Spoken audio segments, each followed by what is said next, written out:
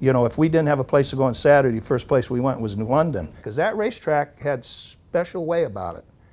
You know, Bugsy would go there, he'd run good, my brother ran good there, I ran good there, but not everybody did it. It was a unique racetrack, and you know, the wooden fence reminded me of Westboro.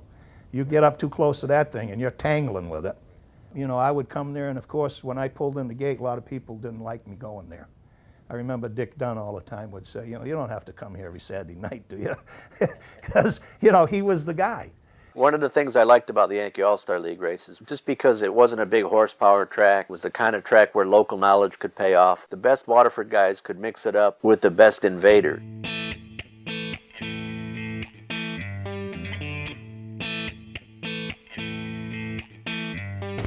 The first year they did it, I believe that the only 3 tracks were Star, Waterford, and Thompson. And it was a 6-race deal. I think they go 2 races at each place. It was an interesting series. They ran at all the short tracks. And each track had a race on a Wednesday night, and it went from June right through until the first week of September or something. It was on a Wednesday night. It never interfered with any other races that we ran in. And what it did for us guys is it took the guys from New York, Long Island, New Jersey, all over the place, and they would come to them races. The All-Star race brought a lot of famous people. That whole, you know, NASCAR group that would invade the Speedbowl. The Yankee All Star events were great because it brought in a lot of outsiders. All the hot shots would come in, everybody from Bodine to Cleary to Sorrow. Ollie Silva, Fred Schultz, Bugsy, Ronnie, Eddie Flemke, Pete Fiandaca, you know, all the guys from other tracks that would show up for those events. Packed the place, packed it. People would come, campers would be in the parking lot. Crowds were always good back then anyway, and they were hard to qualify for. They were really hard. I think they probably got in the 40s or 50s for cars for that night, maybe higher, maybe it was toward the 60s. Brought a great mix of cars, a great mix of people. I remember full grandstands, a lot of excitement in the pits. And you used to always pay good. I knew it was a big deal when they came because all the big names showed up, and it was usually a great feature, great event. Yeah, he was just a kid. He was driving the McPhee & Newton car, Bob Ramstrom's car, out of Worcester. Kenny was absolutely the coming kid, you know, in that 1975 era.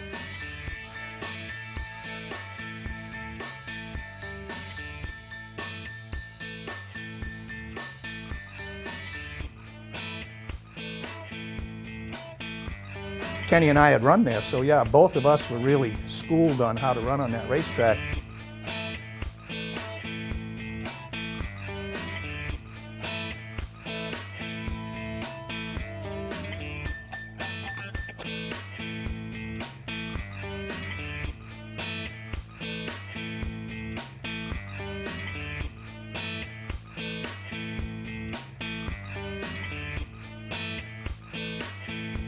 Jazombeck won the show, and if I remember correctly, Dick Dunn was second.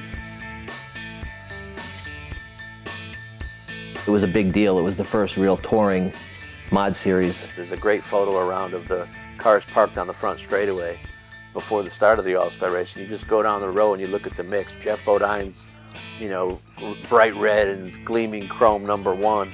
And then there's the Tom and Mary Dunn T5, which was basically a home-built car. Great car, Leo Cleary drove it, but a home-built car. And you saw John Steiger's car that, you know, Dickie Casso ended up flipping later that night.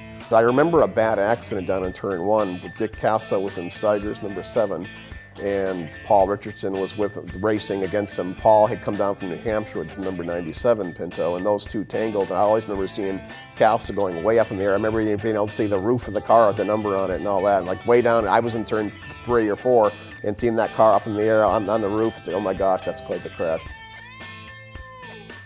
And that race just attracted a tremendous amount of open competition cars. Evans, I do not believe, was there for that race, but Jeff Bodine was, and the Armstrong Pinto, and just to see a car of that caliber at our track was just amazing. The race in '78 at Waterford, I remember Ronnie Bouchard leading, and I remember thinking, oh, finally Bodine's not going to win a race because Bodine wasn't running as good that night. But then Bouchard's car, I remember hearing it started to pop in the corners. There was just something wrong with the engine, and sure enough, Bodine caught him and passed him. Bodine was one of those kind of people that didn't like to lose at all. He was a really sort of driven competitor, probably unusually so. He didn't care how he's perceived as long as he won the race.